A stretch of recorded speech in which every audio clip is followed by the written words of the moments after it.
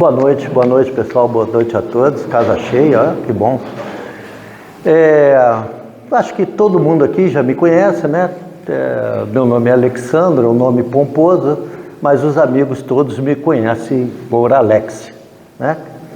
E, como eu sempre falo, a gente corre o ano inteiro, todos os capítulos do Evangelho segundo o Espiritismo. E hoje coube para mim um item bastante específico.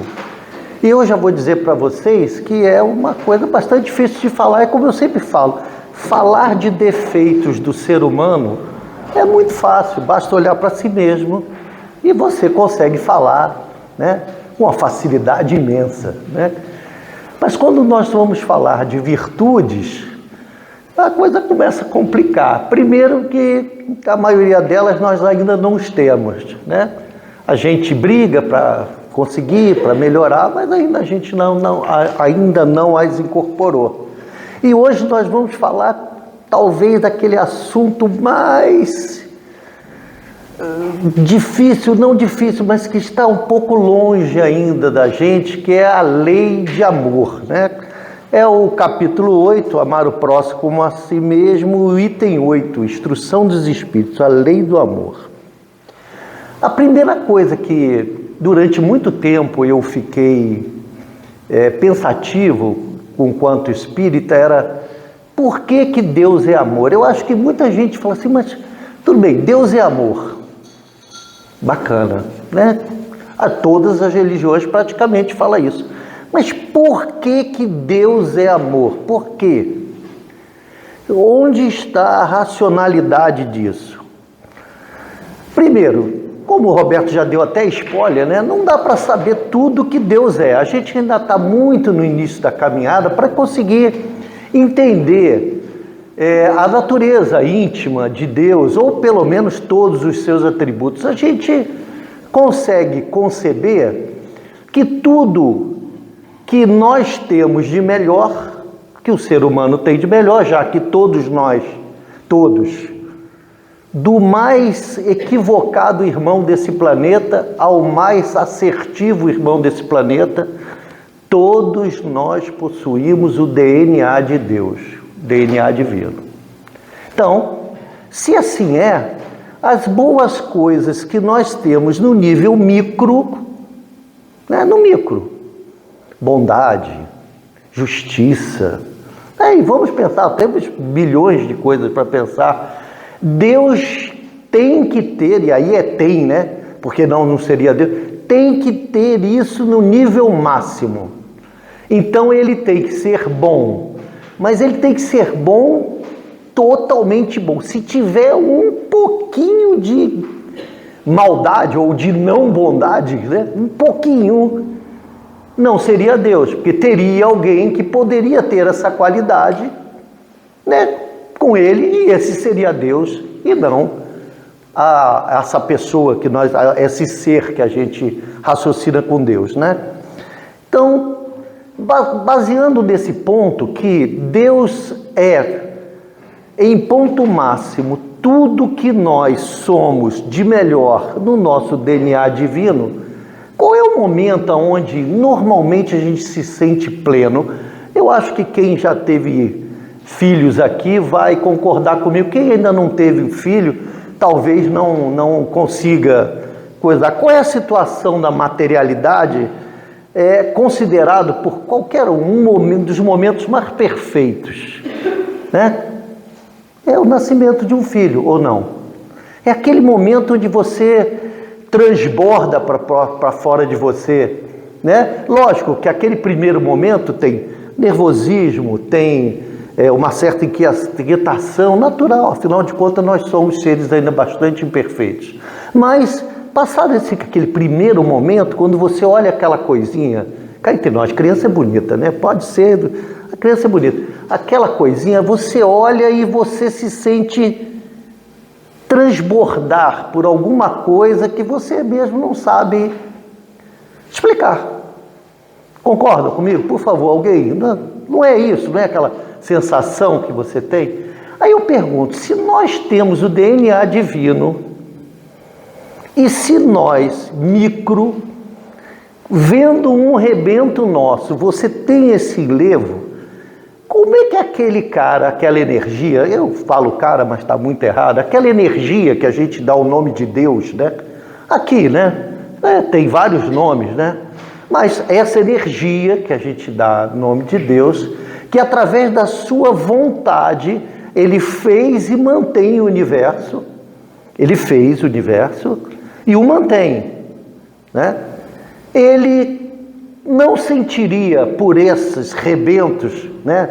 Aí estou falando de nós, espíritos imortais, um elevo, um amor. É difícil falar de algo que é tão difícil de falar, que aquele enlevo que nós temos, ele não teria isso num nível máximo para conosco? Não seria?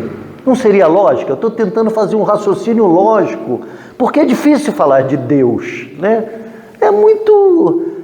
Deus é imaterial, ele é onipresente, onipotente, são palavras que a gente fica meio difícil. Então eu tentei reduzir isso um pouco para o nosso cotidiano, né? Aí Deus, inteligência suprema, causa primária de todas as coisas, ia querer algo diferente do que aquele momento que você olha aquela criança e você se sente aquele desejo de que você vai ser protetor, vai dar das possibilidades completas daquele ser, ter a melhor vida possível. Você acha que Deus é causa primária, inteligência suprema, seria diferente? Alguém, por favor?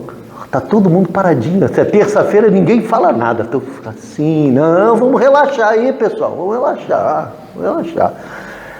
E quando Jesus veio à Terra, então dá para notar que Deus tem que ter esse atributo que a gente chama de amor, né?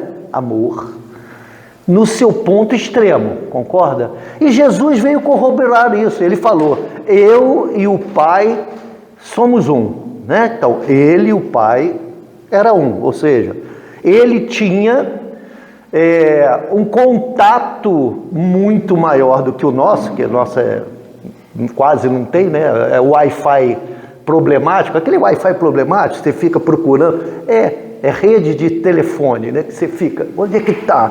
A gente tem, assim, imagina, Deus, Jesus era um outro nível, ele tinha aquele Wi-Fi de 1 gigabyte direto, né?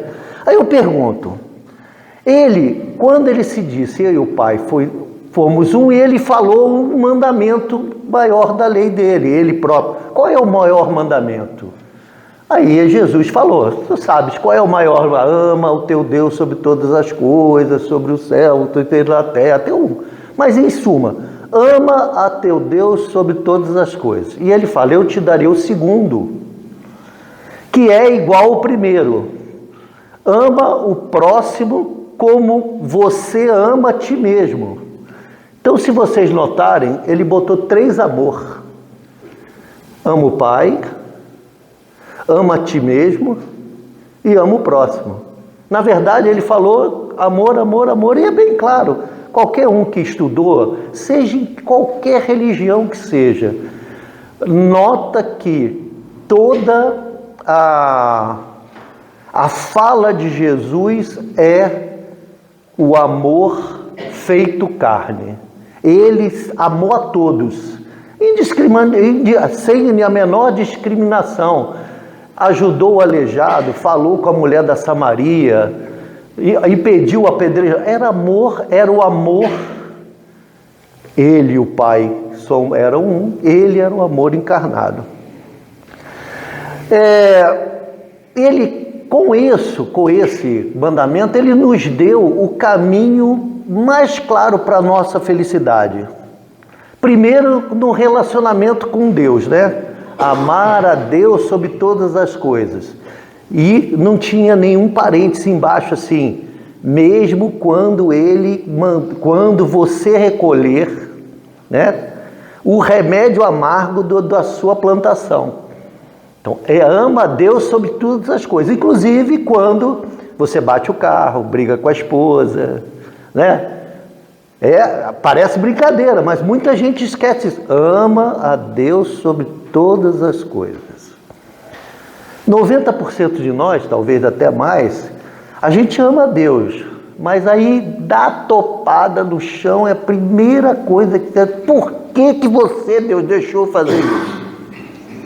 Então você jogou isso para lá. Então, ama a Deus sobre todas as coisas. Entenda que tudo que passa com você é para o seu bem. Ah, mas poxa, acontece coisas do arco da velha. Ok.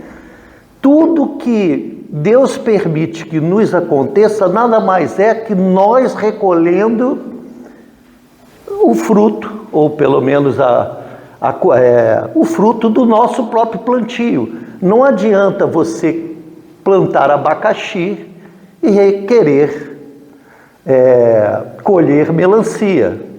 Não tem jeito.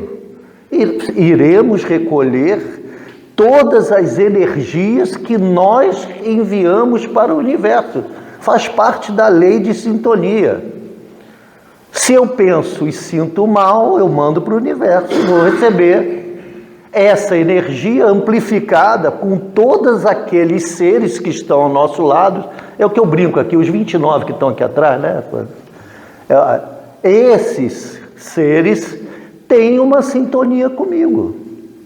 Então, se eu me permito baixar um pouco a minha sintonia, em vez de 29, passo a 35. E se eu consigo manter a sintonia um pouquinho melhor, continua só os 29. Esse pessoal aí que eu tenho alguma coisa a acertar ao longo da vida. Então, primeira, ele deixou claro o nosso relacionamento com a divindade. Ama a Deus sobre todas as coisas, mesmo quando você recolhe o plantio do que você próprio fez. E ama ao próximo como ama a ti mesmo. Então começa assim. Como qualquer um só dá o que tem, não é verdade? Você só consegue dar amor se você tem amor. Você só oferece aos outros aquilo que você tem dentro do seu coração. Essa é a verdade. Ou você acha que você consegue dar algo que você não sente, não pensa, não... Isso é hipocrisia. Mas cada um só dá aquilo que tem. Para isso é necessário que primeiro você se ame. Não é verdade? Para você dar amor, é necessário que você primeiro aprenda a se amar. Aprenda a se amar. E aí eu estou falando aprenda a se amar no sentido amplo. Estamos errando? Vamos errar? Claro, vamos. Vamos fazer algumas atitudes que não são legais? Claro que vamos. Agora, se você começa a se mortificar por aquilo... Puxa, eu fiz tal coisa. Ah, meu Deus, eu fiz tal coisa. Ah, meu Deus, aquele negócio. Ah, meu Deus. Isso é se amar? Você está se amando?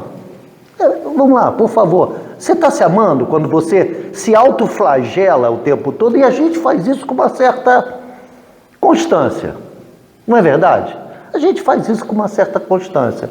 É natural que seres imperfeitos como nós, que ainda não aprenderam como é legal o jugo leve e suave de Jesus, que ele falou, meu jugo é leve e suave. Por quê? Porque as coisas, quando você faz o meu caminho, ficam mais fáceis para você.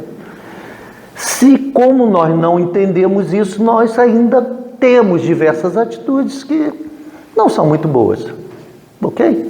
Mas se a gente ainda fica se mortificando por isso, criando problema, você nunca consegue amar. E outra coisa, amar-se, aprender a se amar, são duas coisas. Primeiro, a gente entra outra na depressão.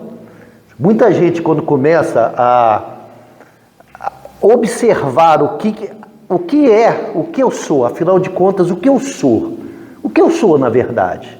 Ou você corre para a depressão, Muita gente fala, olha que eu sou um réprobo, né? A palavra é bonita, né? Eu adoro essa palavra. Eu sou o último homem do planeta, eu sou... E não é verdade. Todos nós temos, lembra que eu falei lá no início, todos nós temos o DNA de Deus. Fazemos muita coisa errada, sem dúvida. Afinal de contas, ainda estamos em aprendizado. Mas, em síntese, no nosso âmago, nós somos seres de puro amor. Aí todo mundo fala, seres de puro amor? Somos todos centelhas de Deus. Só tem que a gente não aprendeu a como eu colocar para fora essa centelha de Deus do amor. Por quê? Porque eu ainda não me conheço.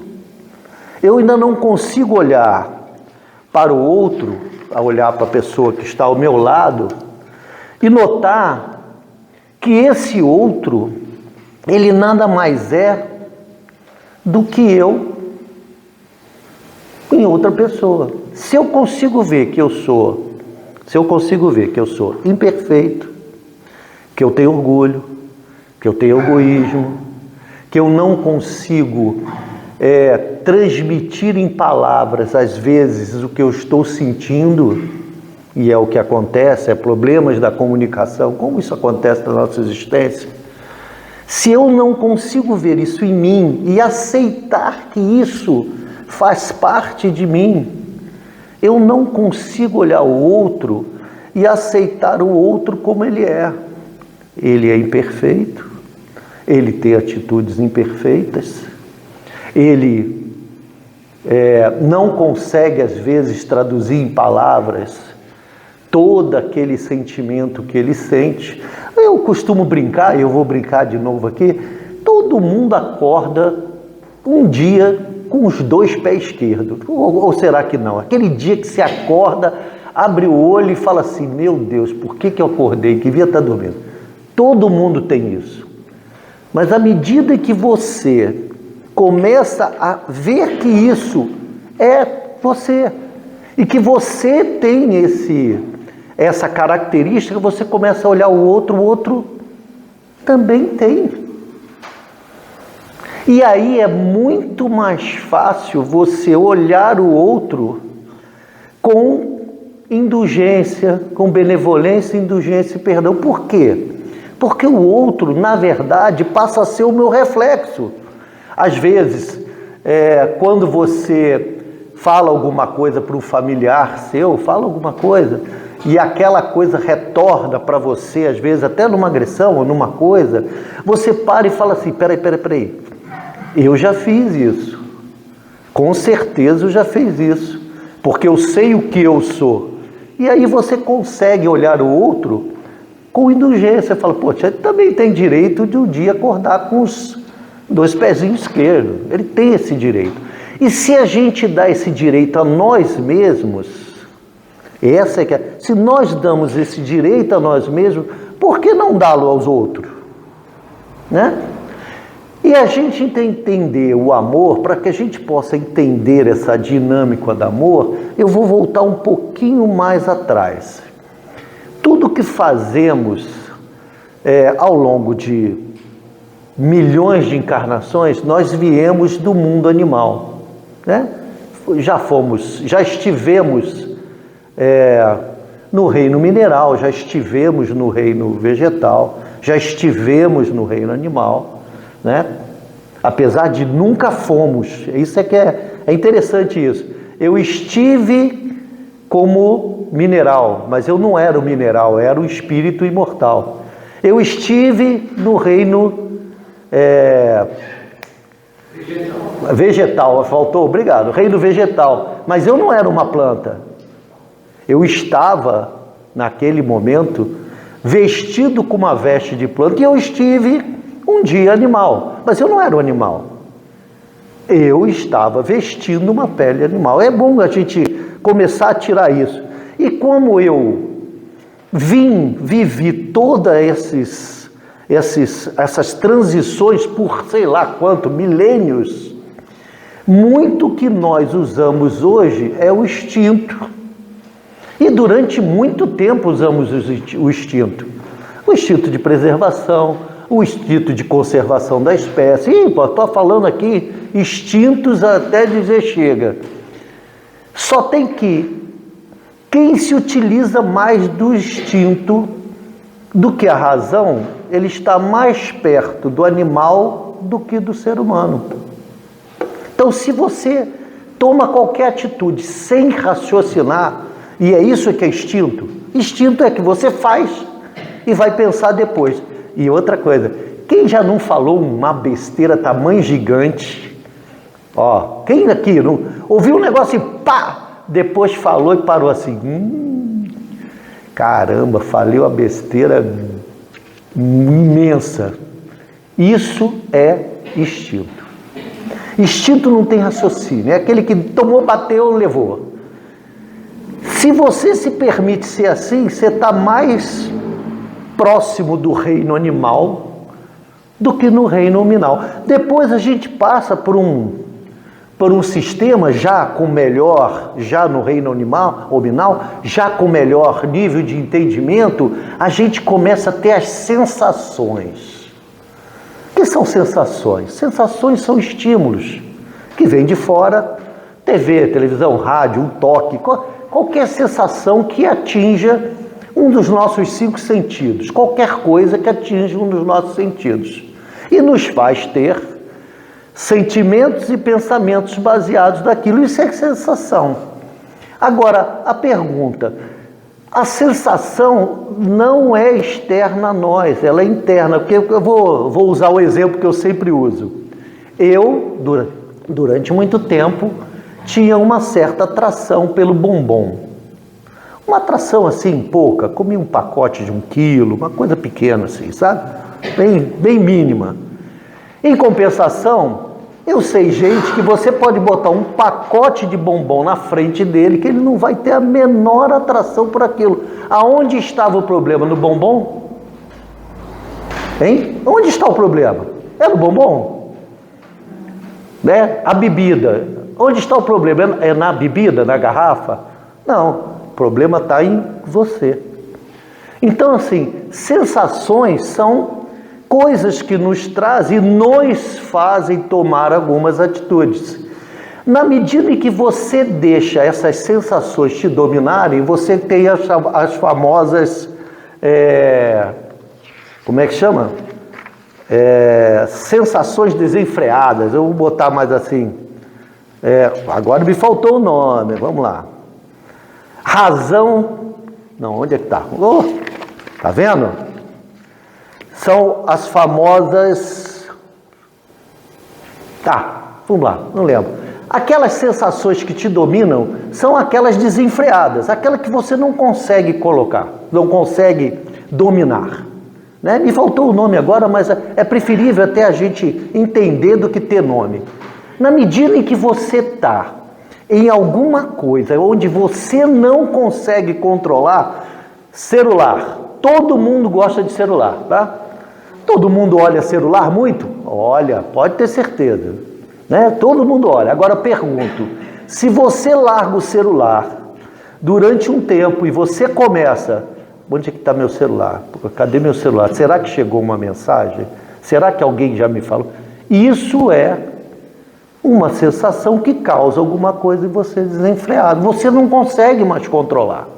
Mas a partir do momento que você começa a pegar esses instintos e dominar essas sensações, você passa a ter sentimentos. E o amor é o sentimento máximo, ou seja, mesmo tendo qualquer tipo de influência externa negativa a mim, que me trazendo alguma coisa negativa, ou eu sendo levado, empurrado pelo instinto, eu vou usar da minha razão esclarecida,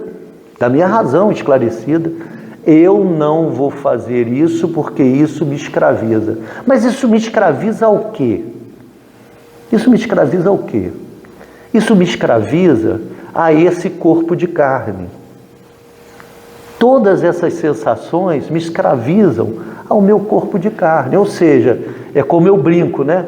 eu quando desencarnar, serei obsessor na porta da Cacau Show, né? Graças a Deus, eu acho que agora eu serei só aqui no Cacau Leve, aqui, que é mais próximo. Mas antes eu acho que eu ficaria só na porta. O cara passava, eu, doce, bom. É verdade. Então, a partir do momento que você começa a se livrar, a entender, conhece a verdade te libertará, começa a entender que isso tudo apenas te faz ficar mais preso na matéria e não te permite amar ao próximo como a ti mesmo, que se lembra, você tem que primeiro te amar para poder amar o próximo. Se você tem algo que te escraviza, como amar o próximo? Como buscar a libertação do outro se você é um cativo? Porque amar é isso, amar não é soltar, amar não é deixar a pessoa ser exatamente o que ela deseja ser, mesmo que eu não esteja concordando com aquilo. Isso não é amor? Amor é isso. Lógico que isso não vamos falar claramente que isso não é para crianças. Nós estamos falando de amor adulto, né? Então, se eu tenho uma pessoa da qual as atitudes dela eu acredito, porque ninguém sabe, acredito que não sejam as melhores, o melhor para mim, o sinal de amor é permitir que ele seja o que ele quer e estar ali a qualquer momento para auxiliar-o caso ele queira.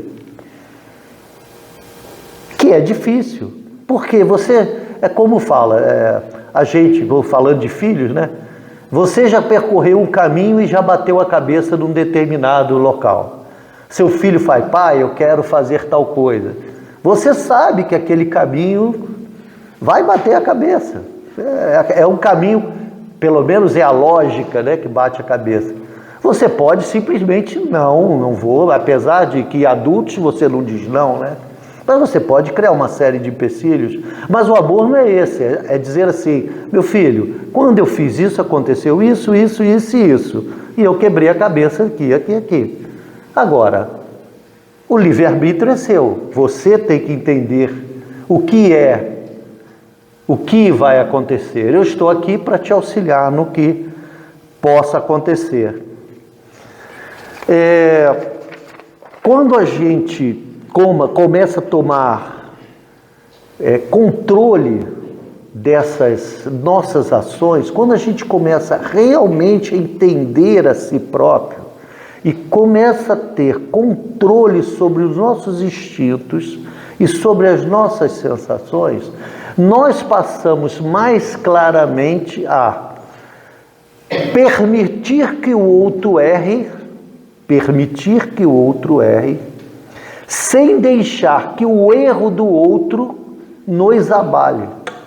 É essa a diferença. O indivíduo, todo mundo erra. Já abre o jornal, a revista, pode abrir qualquer coisa.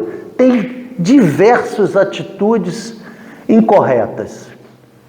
Mas, na medida em que você se conhece, você para de emitir pensamentos e sentimentos contra aquele indivíduo, dizendo que esse deveria estar frito com batatas. É o que eu costumo brincar, né? Quando a gente vê aquela coisa horrorosa, qual é o primeiro pensamento que vem?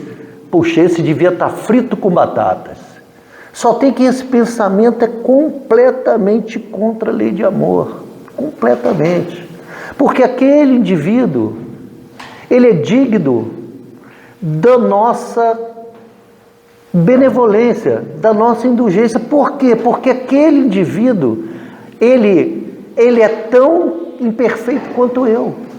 Ele é tão sem conhecimento do que vai vir à frente para ele, do que vai acontecer para que ele volte ao caminho, que ele é digno de pena, que ele é digno de você se colocar numa situação que o que ele fez não é ele. Esse é outro problema grave. A gente olha as pessoas e fala, fulano fez tal coisa. O fulano não é aquela tal coisa. Ele, naquele momento, ele demonstrou para todo mundo o grau da ignorância dele.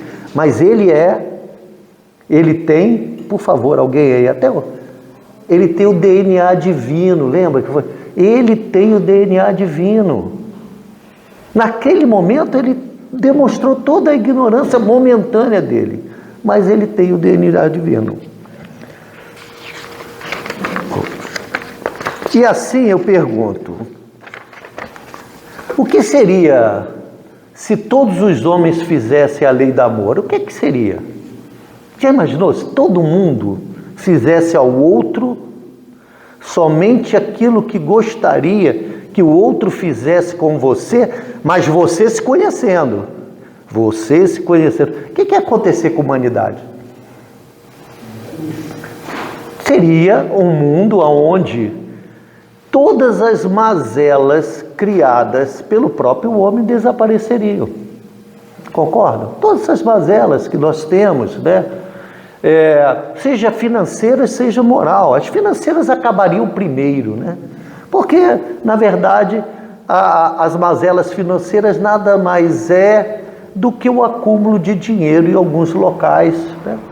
Mas as mazelas morais, que são bem mais difíceis, iriam acabar, porque ninguém mais faria mal a ninguém, ninguém mais pensaria mal de ninguém, ninguém mais agiria mal com ninguém.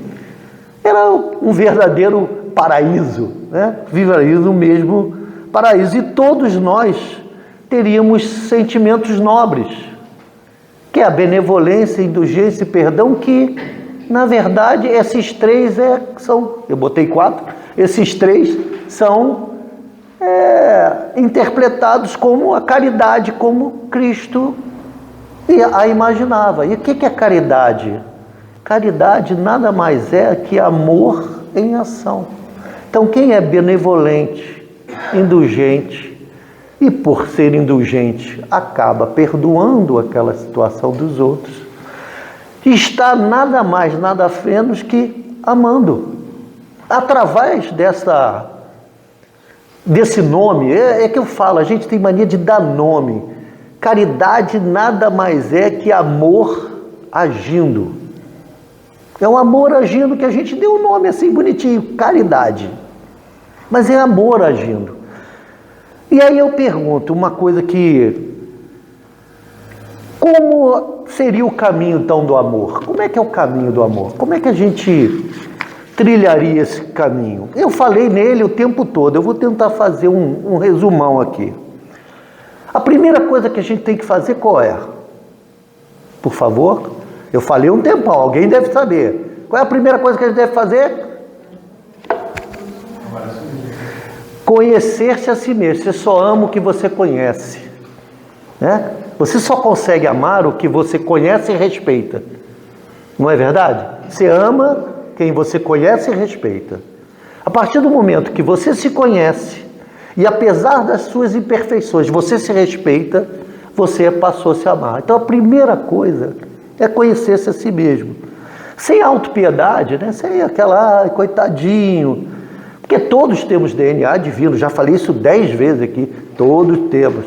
Sem bravata, né? Porque eu sou o melhor, e nem o desculpismo, que a gente, né? O problema foi que, minha mãe é que não me criou bem. Foi meu marido que fez isso comigo. Na verdade, foi minha esposa que... Sem o desculpismo. E para notar que o outro é exatamente igual a nós. O outro é exatamente igual a nós. Imperfeito quanto. É tão imperfeito quanto. E com isso, ele tem ações imperfeitas, né? Ele tem ações imperfeitas. Ele é imperfeito, como eu sou imperfeito. Eu tenho ações imperfeitas e me desculpo comigo mesmo. O outro tem ações imperfeitas, eu tenho que entender que ele tem ações imperfeitas. E exercendo o livre-arbítrio dele. Ele está exercendo o livre-arbítrio dele. Apesar de eu não concordar, eu posso não concordar com as atitudes deles. Eu posso não concordar, mas eu tenho o direito e o dever de entender que aquela atitude é em virtude da ignorância daquele ser naquele momento. Lembrar, como eu falei, lembrar que a ação da errada foi uma ação que foi errada e não o ser, né? Equilibrados e racionais, aí todos nós equilibrados e racionais, vendo no outro um reflexo nosso, todos nós nos achamos dignos de desculpas que essa entidade superior, né, chamada Deus, tenha por nós essa visão de amor, ela tenha por nós a benevolência, né? Tenha a indulgência por nós. E se nós temos isso conosco, quando você olha o irmão como o irmão, você consegue fazer a caridade, que é benevolência, indulgência e perdão. Esse é o caminho. Conhece a si mesmo. Conforme você se conhece, você vê que o outro é imperfeito, tão imperfeito quanto você. E à medida que você nota que ele é tão imperfeito quanto você, e você, apesar de imperfeito, é digno de se perdoar, você se perdoa as suas atitudes incorretas, muitas delas a gente nem as conhece. Por que o outro também não é digno destas mesmas atitudes? A partir do momento que você descobre isso, você colocou o amor em ação, que para a gente é chamado de caridade. Então é uma questão de dar nome. Nada mais é, naquele momento onde a gente começa a entender isso, e olha que cá entre nós não é fácil, não é que não seja, é trabalhoso, é bastante trabalhoso, mas a partir do momento que você consegue entender isso, você realmente está amando ao outro como a ti mesmo, porque você conseguiu entender que você e o outro são dignos de caridade. E pela atenção, obrigado.